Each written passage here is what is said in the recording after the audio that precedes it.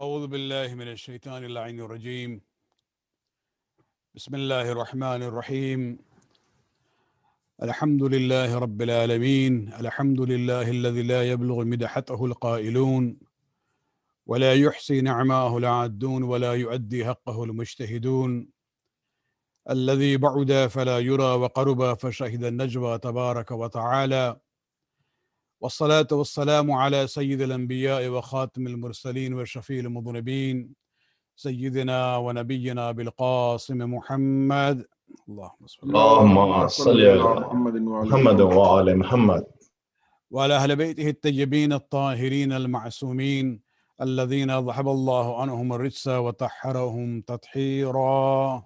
اللهم صل على محمد وعلى محمد وأجل فرجهم. واللعنة الدائمة الباقية لأعدائهم ومنكر فضائلهم وغاصب حقوقهم من الآن إلى قيام يوم الدين. أما بعد، فقد قال الله سبحانه وتعالى في كتابه الكريم: إنما المؤمنون الذين آمنوا بالله ورسوله ثم لم يرتابوا وجاهدوا بأموالهم وأنفسهم في سبيل الله أولئك هم الصادقون. صلوات. اللهم صل على محمد وعلى محمد وأجل فرجهم.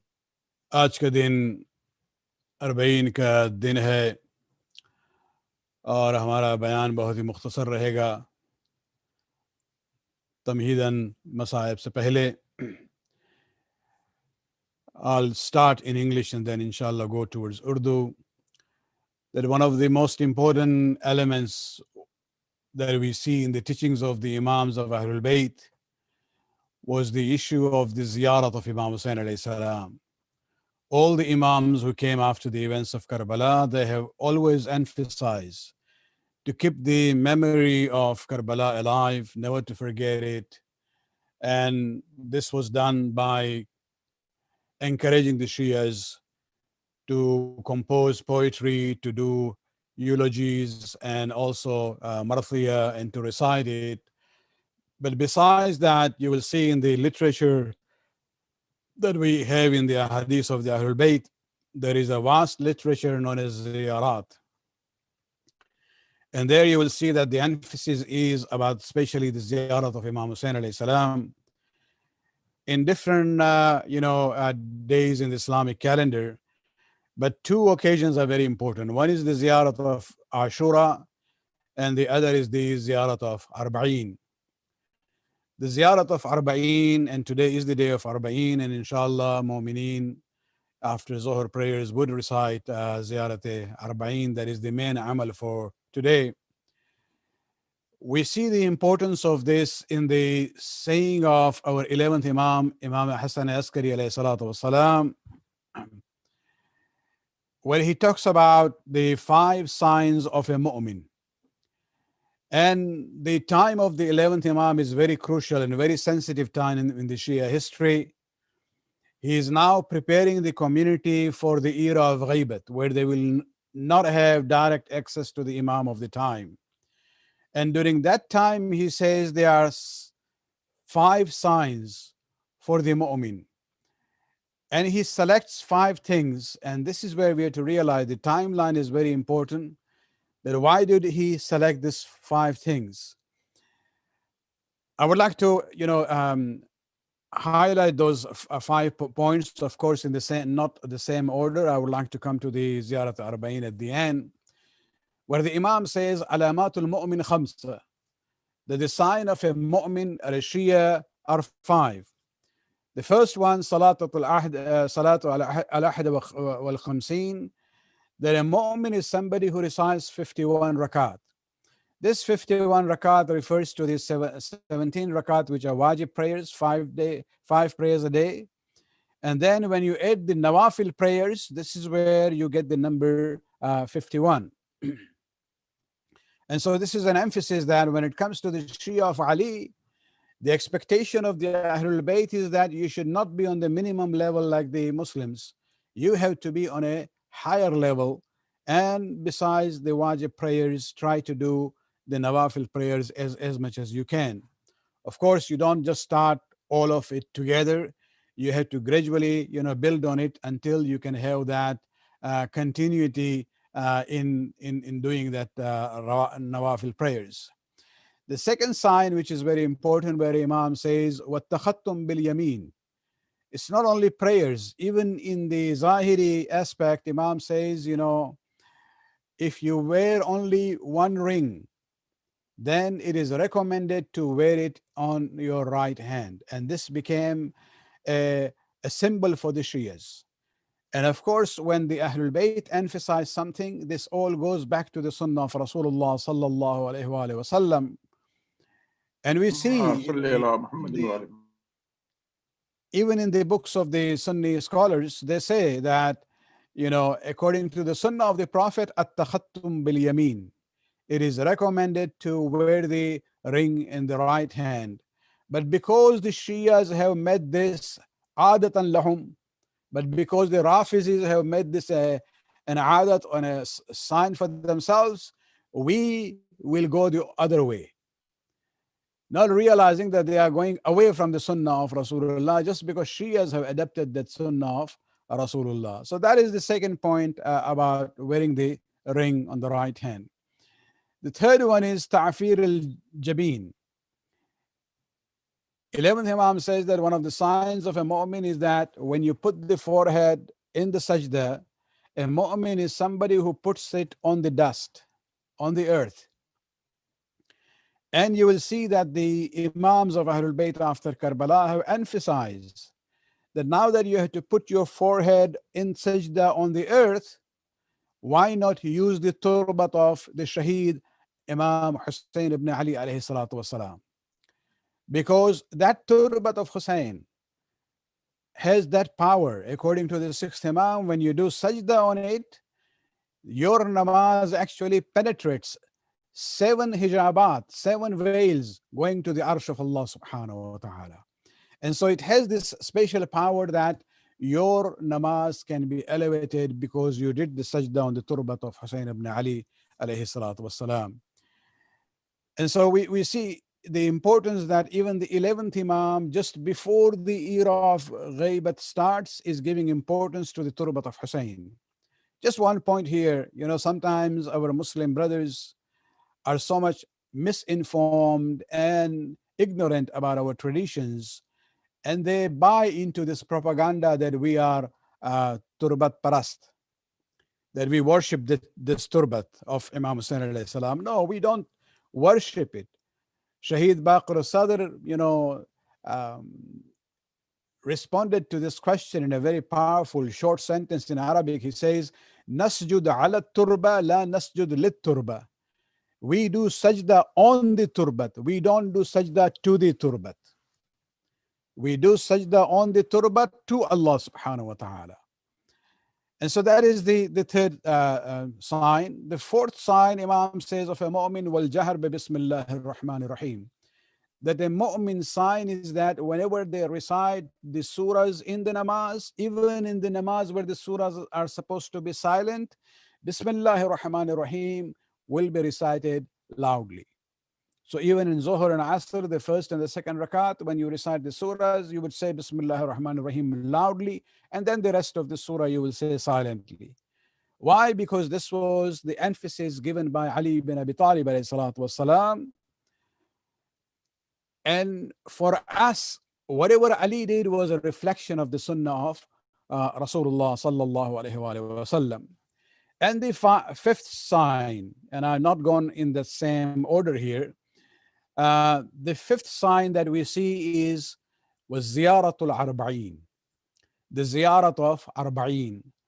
Now, when we talk about ziyarat, we have to realize we are talking about two forms of ziyarat. One is that the actual ziyarat means to go to Karbala to visit the shrine of Hussein ibn Ali. If we are not able to do that, then you do the other format of ziyarat, which is wherever you are, thousands of miles away, you recite the ziyarat of Arbaeen from your own home and your own locality. Why did Imam Hassan Askari alayhi salam emphasize this issue of ziyarat Arbaeen? And this is where we have to understand the historical context of the life of the 11th Imam. Because Imam lived at a time when, during his father's imamat, Mutawakkil was the Khalifa. And Mutawakkil had this special, hatred, bughz against Ali and Ali. He was like the Yazid of Banu Abbas. And he basically tried his best to prevent the Shias from the ziyarat of Imam Hussein. And he even tried 3 times to erase the grave of Imam Hussein alayhi salam. He did not succeed, but he attempted to do this. And we see that this is where we come to realize the importance of the act of ziyarat. Ziyarat is not only visitation of the haram of Imam Hussein alayhi salam, it is actually renewing our bay'at and pledge of allegiance with Hussein ibn Ali and the cause for which he sacrificed everything, which is Islam. And so by practicing Islam, we are actually saying labbaik ya Hussein, because you preserved and saved the pure Islam of Rasulullah sallallahu alaihi wasallam. Now, when we look at the impact of the ziyarat, if it was just a simple visitation, the enemies wouldn't have a problem. But the enemies have a problem because of this strong impact, because you become conscious of what is haqq and what is batil. You become conscious of this issue that you have to be with mazloom and you have to be against zalim. And these are the issues that the zalimin would not tolerate. And therefore you see people like Mutawakkil, they basically go out of their way to prevent the ziyarat of Imam Hussein alayhi salam, and even try to erase the grave of Imam Hussein alayhi salam. And this is where we have to realize that the Zuwar who go for Arbaeen, they don't go as an army. They are individual groups going from, and this was the tradition of the, especially the Iraqis from many long time, where from their villages, from their towns, they will actually start walking, not because they didn't have the money to get a horse or a camel or a car or get on the bus. No, because they wanted to express their devotion to Hussein ibn Ali by walking all the way from their home to the haram of Imam Hussein alayhi salam in Karbala. And these pilgrims didn't go with their arms. They were not armed. They were not in a forbid of an army. Yet these tyrants were afraid of this simple Zuwar of Hussein ibn Ali. And this is where you see the power of this ziyarat. And Imam Hassan Askari salam emphasized this and made it as an alamat and a sign of a Shia that this will continue till the appearance of the Imam Mahdi ajalallahu ta'ala faraj sharif. Salawat. Allahumma salli ala Muhammad wa ali Muhammad wajjal faraj. And we see that, when we look at Mutawakkil and Saddam, these tyrants come and go. But the ziyarat of Arbaeen continues. Saddam also was very much fearful of what is known as Mashi, the walk of Arbaeen. And he tried his best during his time to stop that, but he couldn't stop it. Of course, he was able to reduce the numbers of the pilgrims for Arbaeen, but he could not stop that. Mutawakkil and Saddam are gone. They are into the dustbin of history.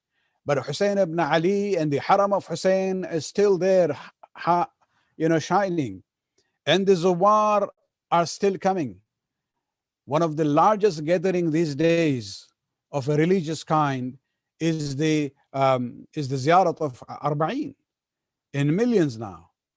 According to the report I was just reading today, there are about 12 million Zuwar who have gone today for the ziyarat of Imam Hussein alayhi salam.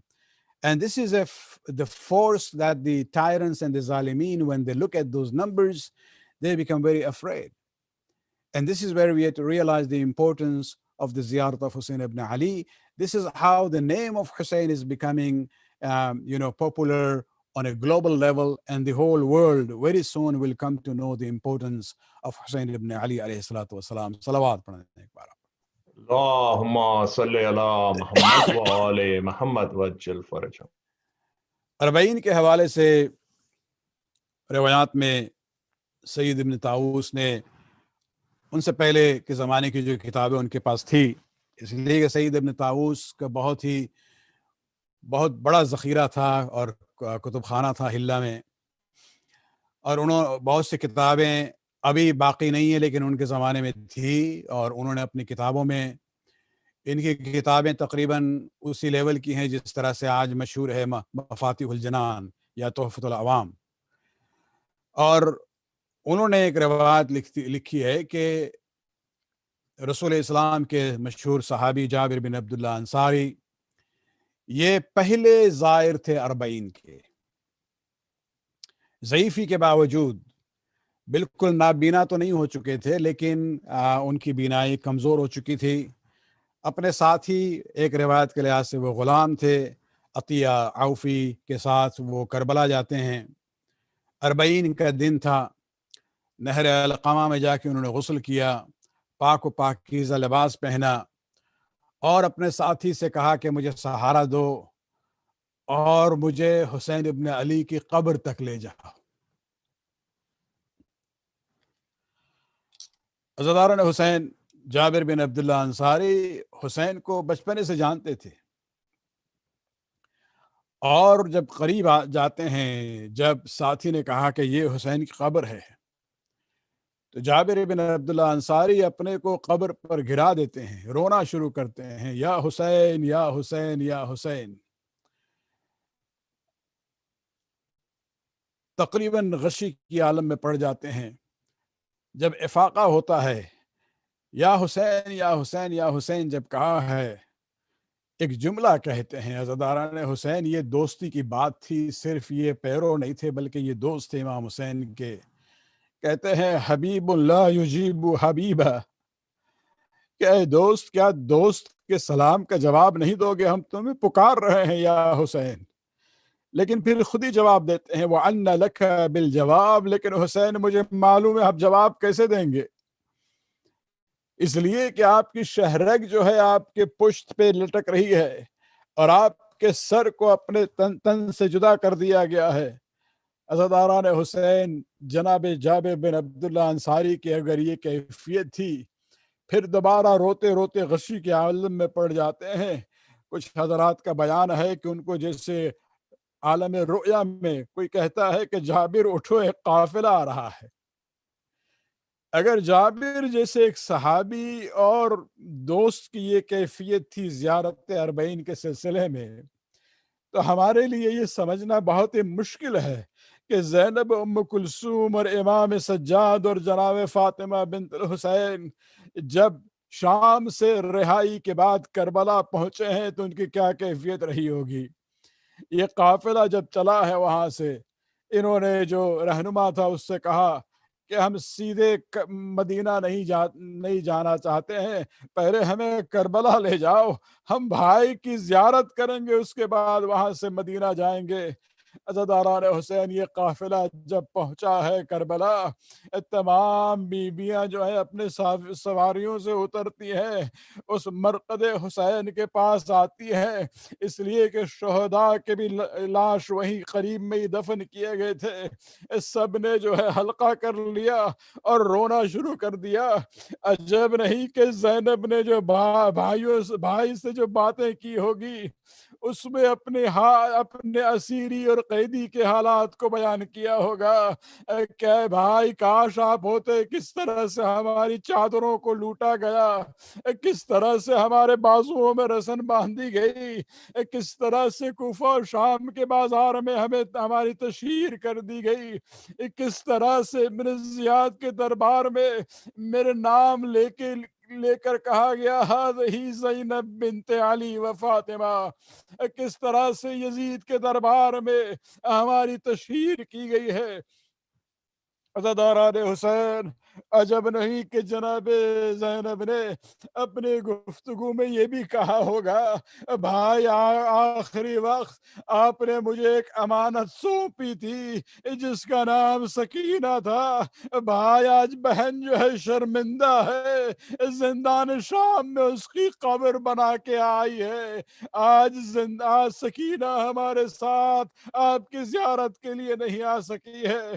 بس عزاداران حسین یہاں عزاداری کے بعد جب وہ مرحلہ آتا ہے کہ امام زین العابدین نے جب اہل حرم سے کہا کہ اب تیاری کی جائے اور سفر آگے بڑھے گا، وطن کی طرف جانا ہو، تو یقیناً اب بیویاں تیار تو ہوئی ہوں گی، لیکن جس طرح سے کل رات میں نے کہا تھا ایک خاص بیوی کی مظلومیت کو بیان کرنا ہے کہ کس طرح سے مشکل کے ساتھ وہ شام سے چلی ہوں گی، جن کی بیٹی کی قبر جو ہے زندان شام میں تھی، اور جب کربلا سے روانگی کی بات رہی ہوگی، مجھے نہیں معلوم ہے کہ امام سجاد جناب زینب نے رباب کو کس طرح سے تیار کیا ہوگا کہ بی بی اب سفر آگے بڑھے گا، وطن جانا ہے، اس لیے کہ وہ وطن جا کے کس کے لیے جائیں گی؟ شوہر اور بیٹے کی قبر کربلا میں ہے، بیٹی کی قبر جو ہے شام کے زندان میں چھوڑ کے آ رہی ہے۔ بس ایک جملہ ہم کہیں گے، مدینہ پہنچنے کے بعد جناب رباب صرف 2 سال زندہ رہی، لیکن ان 2 سال میں دن کے وقت کبھی بھی سائے میں نہیں بیٹھتی تھی، دھوپ میں آ کے بیٹھتی تھی۔ جب بیویاں سمجھاتی تھی کہ بی بی اپنے کو اذیت نہ دے، سائے میں آ جائے، رباب فرماتی تھی میں کس طرح سے سائے میں بیٹھوں جبکہ میرے مولا کا لاشا 3 دن بے گورو کفن دشت کربلا پر پڑا رہا۔